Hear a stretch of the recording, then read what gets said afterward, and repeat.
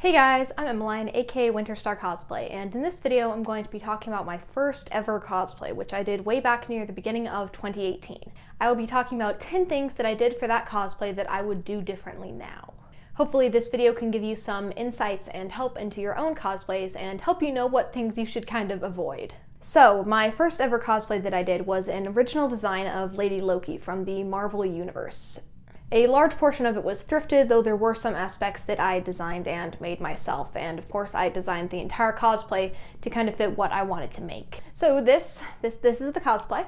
It's not my favorite thing ever that I've made. It was my first ever cosplay, so it's obviously not the best, and it's not quite on par with what I would do these days, but I think it is important to not put yourself down, and so I'm going to be trying to do that, and instead of talking about things that I don't like about this cosplay, I'm just going to be talking about things that I would do differently now that I've learned more about cosplay and progressed as a cosplayer and creator.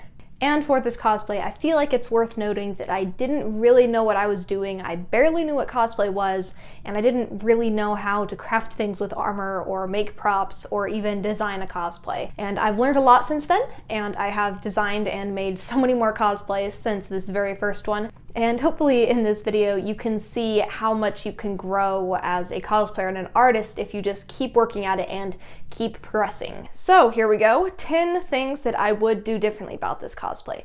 And at the end I'm going to go over 3 different things that I actually still kind of like about this cosplay, which might be a bit harder to come up with than things that I don't like as much, but we're still going to try. So stay tuned for that at the end so you can see what I might pick out of this cosplay that I actually still kind of like. Okay, so the first thing that I would have done differently for this cosplay is just done a lot more research into cosplay itself and crafting. When I made this cosplay, I knew kind of basically what cosplay was, and I'd watched maybe 1 or 2 videos about foam crafting, and I'd seen pictures on Pinterest of Lady Loki cosplays, so I figured I was pretty much good to go. I was not really. I didn't really use the best tools or materials or techniques, and because of that my work wasn't as good as it could have been. These days, when I'm crafting, while I do a lot of experimentation on the spot and figure things out as I go, I also like to do more research into a material, tool, or technique before I start using it, so I kind of know what I'm doing and how to get from point A to point B in my cosplay.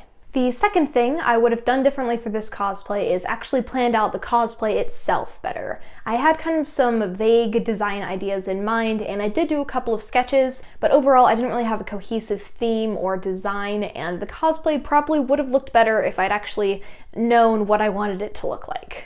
The third thing I would have done differently for this cosplay is used a flexible foam primer for the different foam portions, including the necklace part and then the arm bracelet things I made.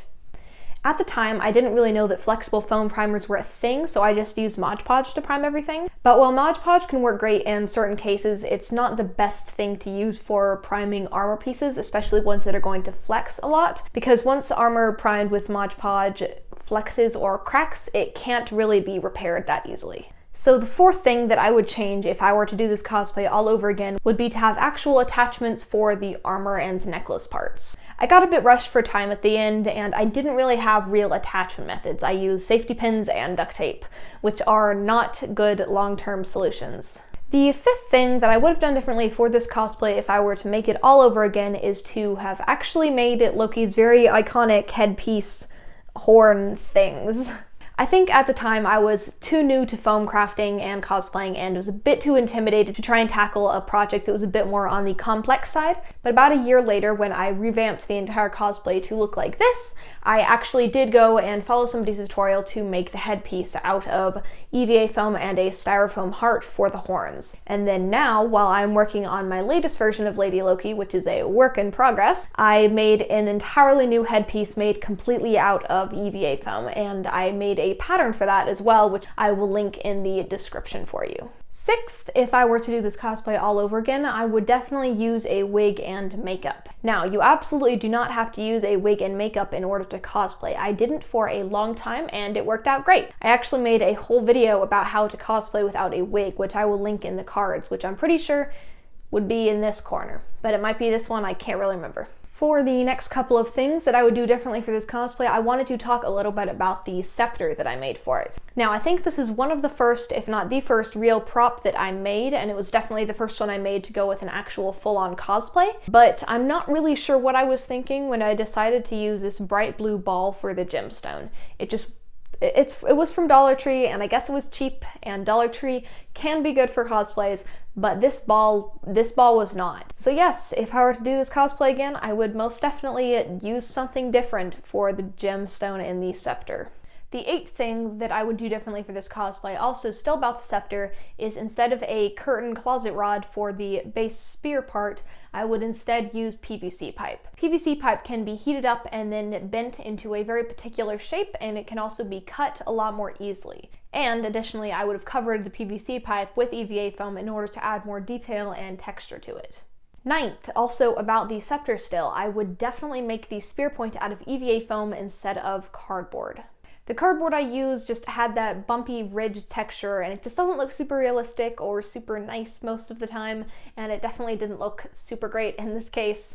And if I were to do it all again, I would definitely make it out of EVA foam, probably a high density, kind of thicker foam that I could Dremel into particular shapes. In addition, I would also layer more foam on top of it to create that really interesting layered effect that the scepter has in the Avengers movie. Also, I would probably use an actual pattern for it. I think for the first one, I just vaguely sketched it out on paper, and it wasn't really to scale, and it didn't have all the details incorporated, so if I were going to remake it, which I am planning to do at some point in the near future, I would definitely use a pattern for it, which I already did create, in the hopes that one day I would use it again, or maybe help other people use it, so I have that linked in the description as well. The 10th and final thing I would have done differently for this cosplay is just to have been more confident in myself, especially in pictures and just around other people. You can kind of clearly see in the pictures that I have of this cosplay that I didn't really know how to pose, and I was a little bit shy, and you can just really see that in my body language especially. Fortunately, confidence in cosplay and just in general, especially when I'm getting my picture taken or taking pictures of myself, is something that I have gotten a lot better at, to the point where I can go out to do a self-photo shoot in a full suit of armor in a public place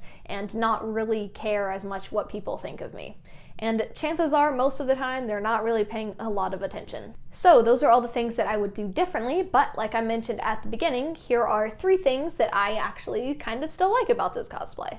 First off, I like how it got me into cosplay and how it introduced me to this amazing artistic hobby. Cosplay and then the skills and business ventures that I've built up around it have just taken up a large portion of my life now, and I honestly really love that. I would definitely not be who I am today and where I am today without cosplay in my life.